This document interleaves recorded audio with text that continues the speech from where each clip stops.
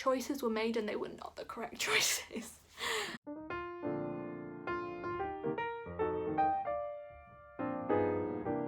Hi guys, it's Izzy and welcome back. Here we are again. I'm getting these videos out like a machine, and I'm loving being back to filming, so that's really exciting for me. But in today's video we are going to be doing my Christmas book haul. I was very lucky to get lots of books for Christmas because that's basically all I asked for. So I asked and I received, and I'm very grateful for all the books everyone gave me for Christmas, and this day I'm going to share them all with you.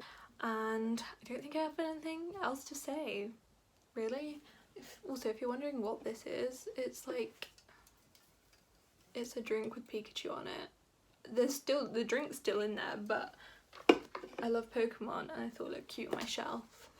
So, just if you were wondering why there was a random can on my shelf, there you go. I'm not doing these in any order, I'm just doing them the order I picked them off my shelf. So they all need to be sorted into my rainbow, which is up there, which I'm kind of dreading. So I've been putting it off for ages because I'm like, oh, I need to do a book haul, so like I should wait until then. So after this video I'm officially gonna have to reorganise my shelves, so wish me luck.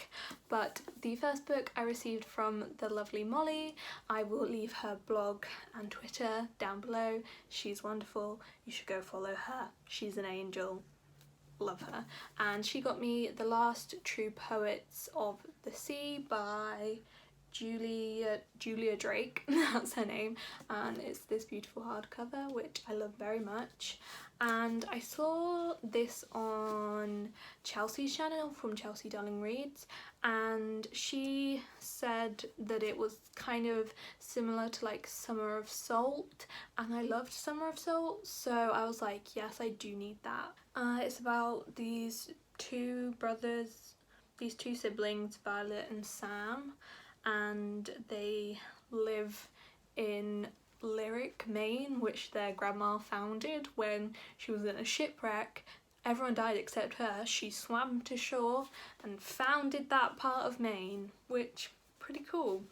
So that's where they live. And yeah, it basically follows Violet and Sam, and one summer I think Sam attempts to commit suicide and Violet has to come back from wherever she was, where she was like partying and, you know, doing kind of the wrong thing, and has to spend time back in Lyric, Maine when her brother is receiving treatment.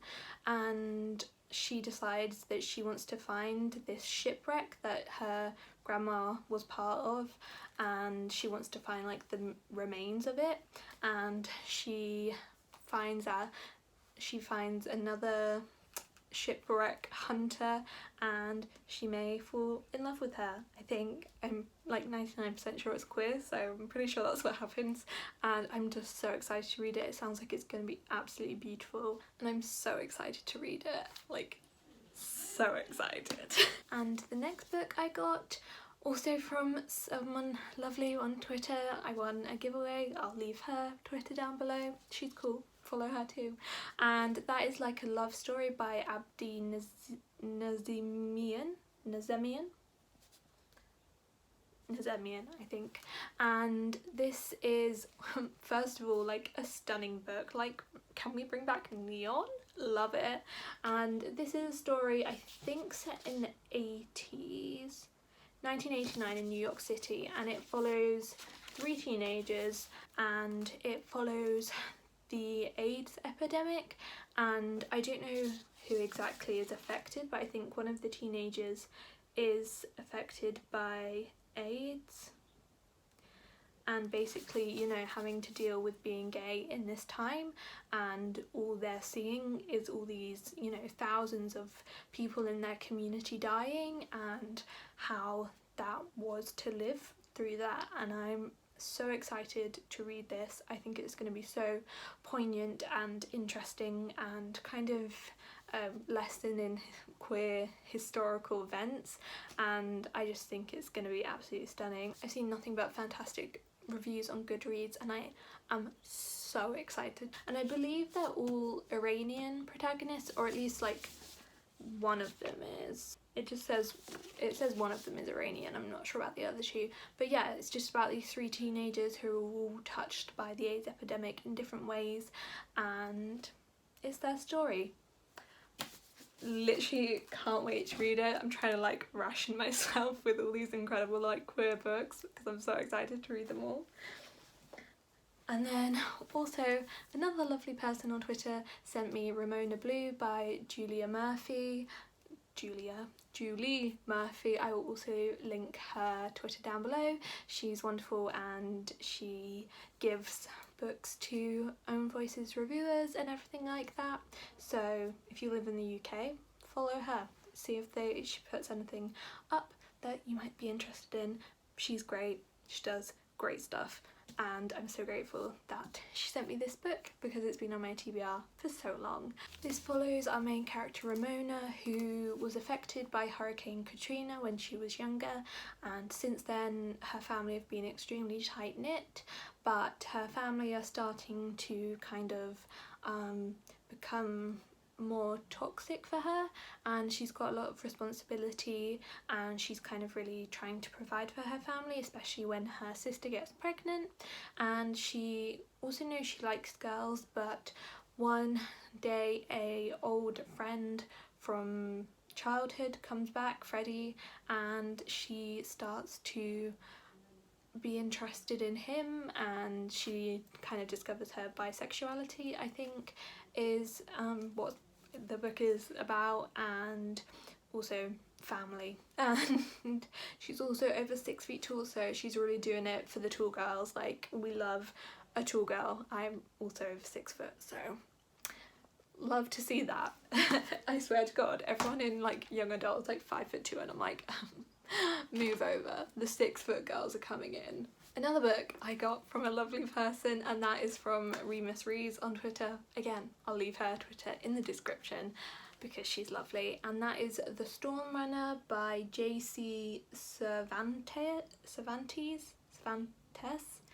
Not 100% sure, but this is a book under the imprint of Rick Riordan Presents, and Rick Riordan set this imprint up so Own Voices writers could write about their own mythology that's related to their like religion or heritage or whatever, and it's a really cool thing. I haven't read as many of them as I would like to, but I was super excited for this one because I know it does feature a main character who has a disability, and finding that in middle grade is like finding a needle in a haystack, and I was super excited to learn that there was a main character in this who was disabled, and especially in one that is about mythology, which is like another one of my favourite things, and I just thought it sounded so cool.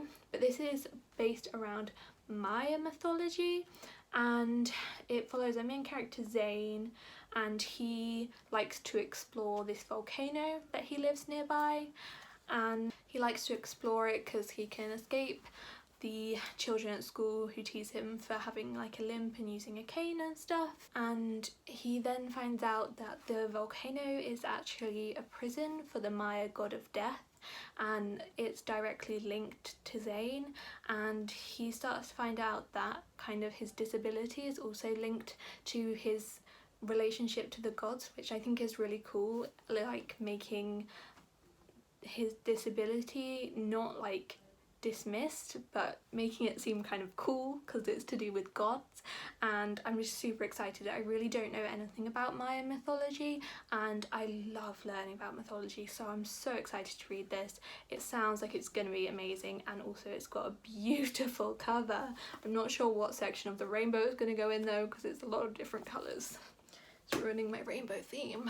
The next book I got is Breaking the Silence by Jo Milne, and this is a book that follows a woman who was profoundly deaf from birth, and I have hearing loss and I wear hearing aids, and I've recently started to learn British Sign Language, and so I've been really interested in kind of deafness and just like the hearing community and sign language and all that kind of, the hearing community, the non-hearing community and sign language and all that kind of stuff.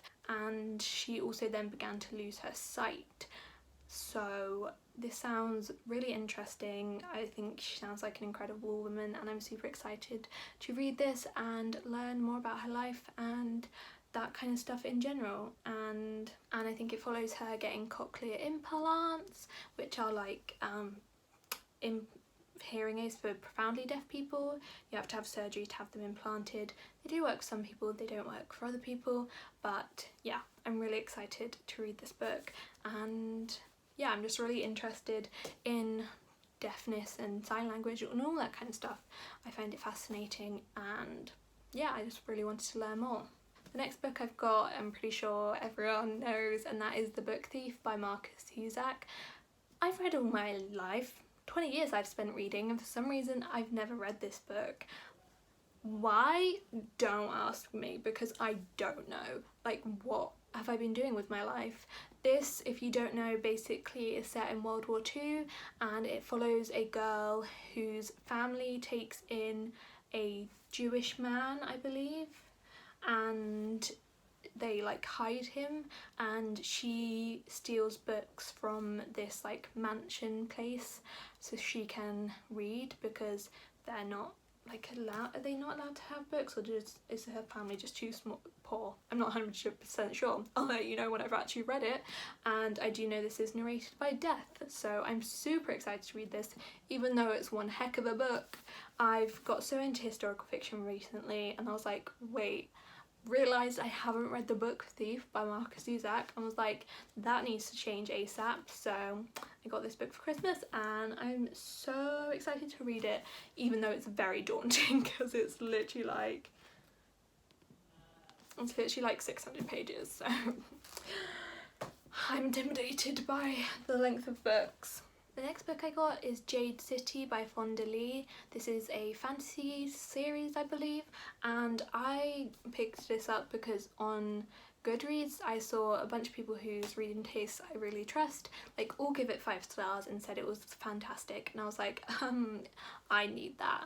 And this basically follows a fantasy world in which Jade, like the stone, can give people, like, can give warriors more strength, and like it's controlled by 2 families and 2 families alone. But then one day a drug is made that means anyone can wield this jade, and so this massive, like, I guess kind of turf war breaks out between these 2 families and whoever's making this drug, and basically it becomes like a war.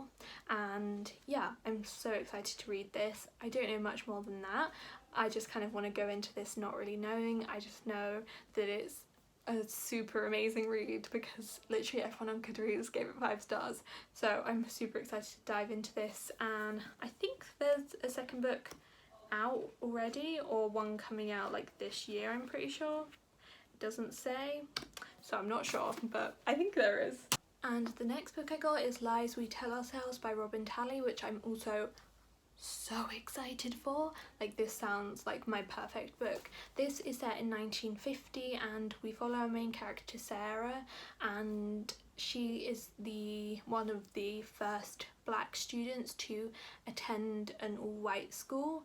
And this also follows another character, Linda, the daughter of the most loud and passionate segregationist, and so she knows she's supposed to hate Sarah, but as they kind of get to know each other and realise that maybe they're not so different, and that they also might have feelings for girls, and so it kind of follows the civil rights movement and these girls realising they have feelings for other girls, and like, I guess Linda realising that what her mother says is not necessarily the case, and Sarah having to survive in a school where no one wants her. So I think this book sounds outstanding, and I absolutely can't wait to read it. I've got so into historical fiction.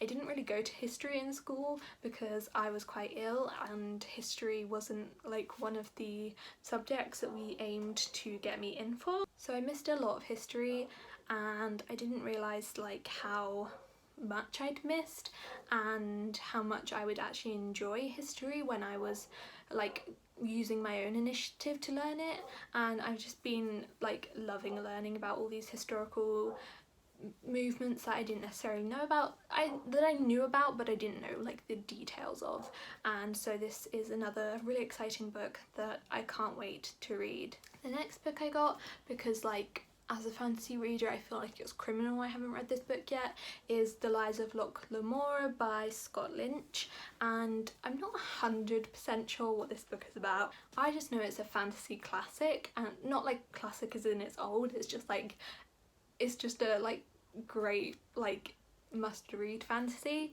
and I have not read it, so I'm slacking on my fantasy reading, but I know that it follows someone, Locke Lamora I think, who's part of this like gang of criminals, and they are pulling off a heist, I believe. I hope so, because I love heist books, and I'm really excited for this book, and I believe there's kind of a found family element, which also makes me super excited, because those are like my two favourite things, heists and found families.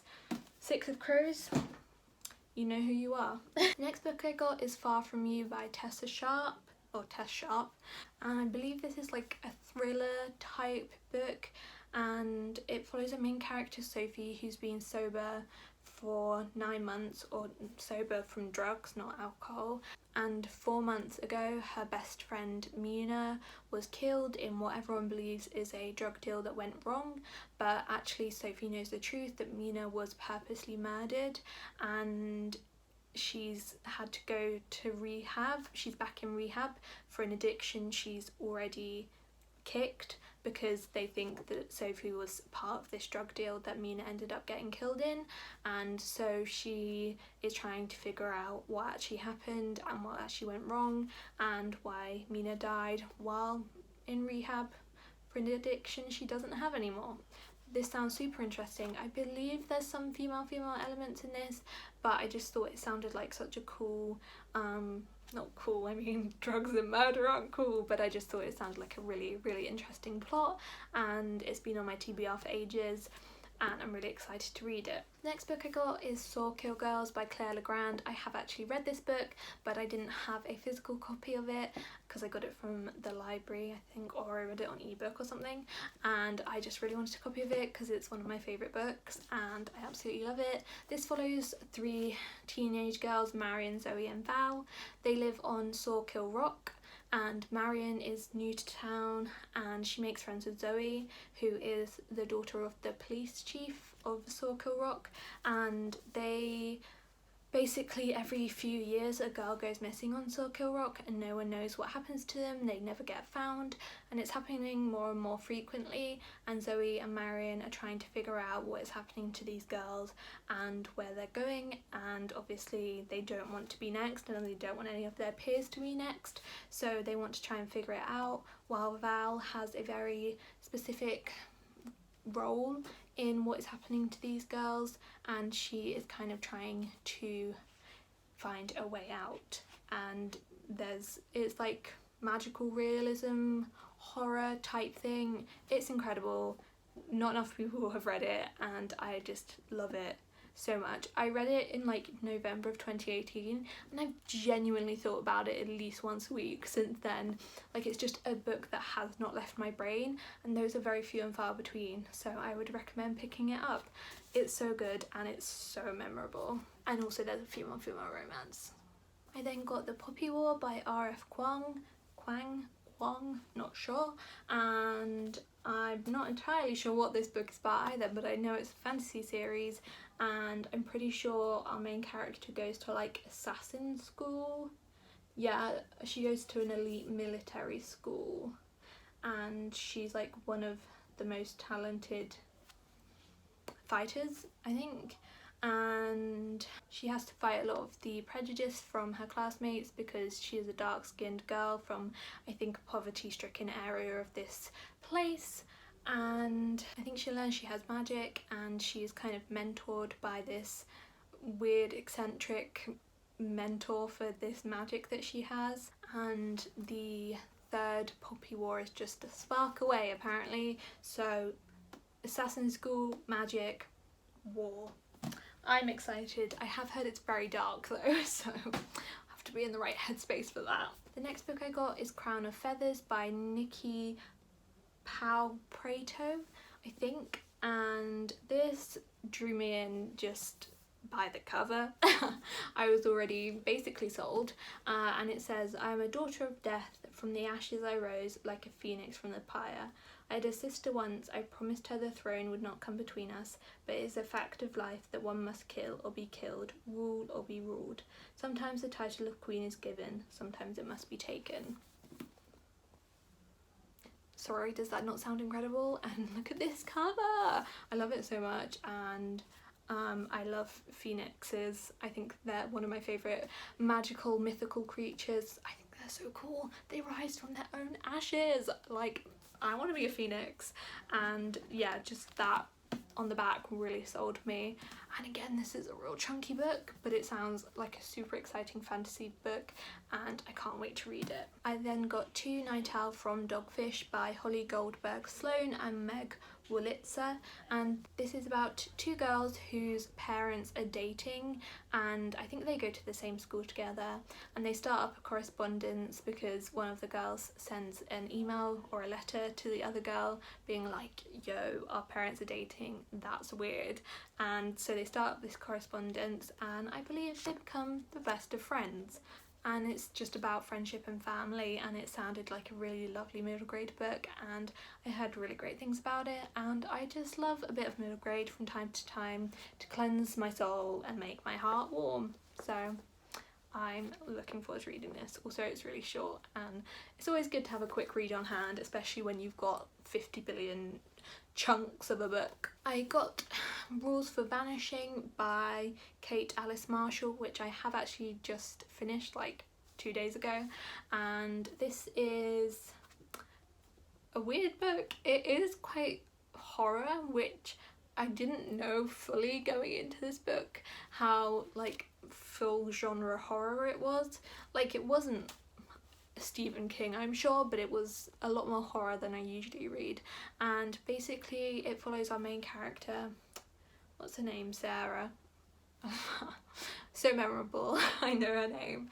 And it follows Sarah, and her sister went missing like a year ago, and they think she like ran off with a boy, but Sarah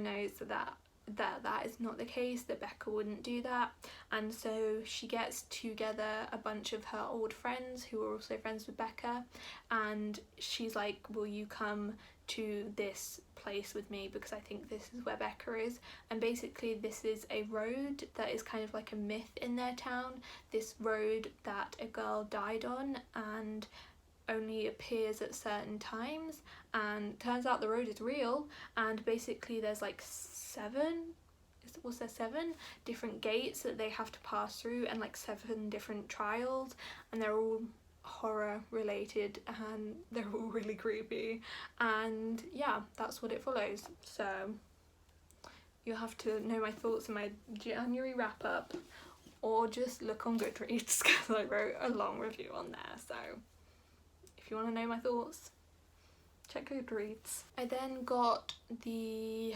Red Squirrels of Magic by Cassandra Clare and Wesley Chu.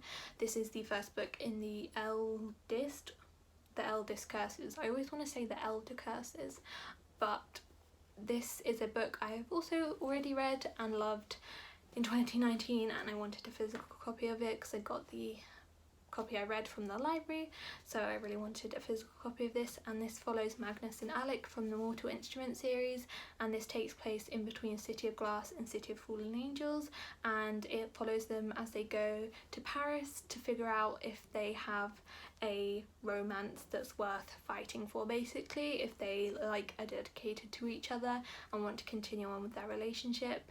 And while they're in Paris, they learn that Magnus created a cult and has forgotten about it, and his memories of it have somehow been removed, and the repercussions of what this cult has become, and so they have to adventure across countries to try and track down this cult and stop what they're doing. It's such a fun adventure book. It's got such a lovely romance, which is done so much better than it was done in the Mortal Instrument series, and it's just a great book which I loved a lot. I'm looking at my bed and realising how many books I got. Oh, I then got Georgia Peaches and Other Forbidden Fruit by J. Robin Brown. This has a cool peachy spine, which is nice. And this follows our main character Joanna, and she's been out and proud for years, but when her radio evangelist father remarries and moves her to a small town Georgia, he asks her to keep her sexuality on the down low and not tell anyone. And then Jo realises that when she's not out, everything is so much easier for her and she actually kind of enjoys it. But then she meets a girl who she starts to have feelings for and who she thinks may have feelings for her too, and she has to grapple with what to do about breaking her father's promise, the promise she made to her father, and being out in small town Georgia.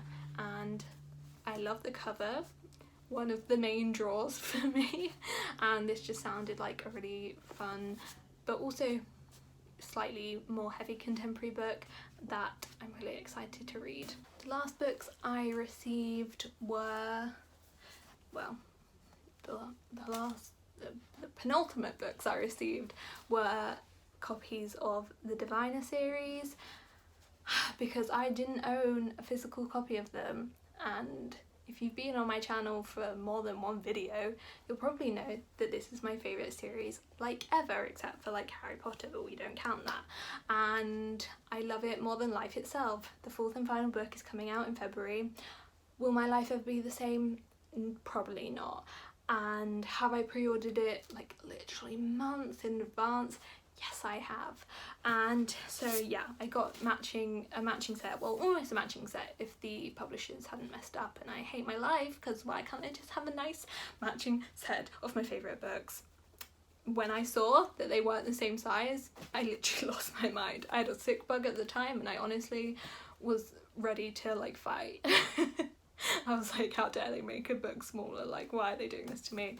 But that's The Diviners by Libba Bray, a lovely floppy paperback. We love a floppy paperback, and yeah, this is purple. And then Lair of Dreams by Libba Bray, which is green and cool. And then Before the Devil Breaks You by Libba Bray, which is blue. And what I'm really confused about, right, is, so you see on this book, this font, yes, we've got this font and we've also got this font on the side. Makes sense, right? On this book we've got this font on the front, yeah, same font, the cool font, and then on the spine, why have we got this ugly font? Who made that decision? Can we have a conversation? Because choices were made and they were not the correct choices. So that really irritated me, and I genuinely phoned up the place I hunted these down from and were like, is there any book that is the same size as these books? And I had a meltdown, so that was fun. But yes, as you can see, oh, if you can't, you can, it's shorter and the world hates me. That's all. I also got the illustrated edition of Harry Potter and the Goblet of Fire, but there's currently things on top of it and I'm not sure if I'm strong enough to lift it. So I'm not sure how I'm going to read it because I have the strength of a 2-year-old. So good luck to me reading that. And I'm pretty sure those are all the books I got. I also got a poetry book because last year I read a poem for every day of the year, and I got a different poetry book for every day of the year because I know nothing about poetry and I wanted to be educated and I wanted to seem like I was the cool artistic poetry type. And as you can see, I tabbed all my favourites of the year. If you want a video where I talk about my favourite poems of the year, let me know. I don't know if anyone would want to watch that except me, but someone might. So yes, those are all of the many books I got for Christmas, all of which I am so very grateful for, and I'm so happy and I can't wait to read all of them, except the ones I've already read. But I'll probably reread them anyway because I'm a hoe for rereading books. Can't help it, I just love to reread my favourite books all the time. But this year I am trying to read all the books on my shelf. I've made a book buying ban with myself because of all the books I got for Christmas. I realised I have like almost 100 unread books on my shelf, and seeing as I read 180 books this year, my plan, well not this year, in 2019, my plan is to try and read every book on my shelf this year, and I'm putting myself on a book buying ban until my birthday, which is in May. Late May. Good luck to me. I am allowing myself to buy my anticipated sequels, such as The King of Crows from the Diviners, but apart from that, no book buying. Because as you can see, I've got more than enough books to keep me busy. So yes, let me know like your favourite book that you got for Christmas, if you got any. I'm sure a lot of you got the illustrated edition of Harry Potter, and I'm so excited to read it if I can figure out a way to not kill my arms. And yeah, let me know what your favourite book you got for Christmas was, and if you've read any of them, they've living up to your expectations. I mean, we're only a week into January, but I've already read one of mine. So I hope you did have a wonderful Christmas, Hanukkah, anything you celebrate, or if you just had a good holiday season and a good time off school. And yeah, thank you so much for watching. I hope you have a wonderful rest of the day, and I will see you in my next video, which should be my December wrap up, but I figured we'd intersperse my book talking videos with a haul, because who doesn't love a haul? I do. How am I going to take a thumbnail, you ask? I am asking that same question. Send help. But thank you for watching. Follow me on Goodreads and Twitter. Subscribe here if you're new, please. I would love that. That would be great. Thank you for watching, and I will see you next time. Bye!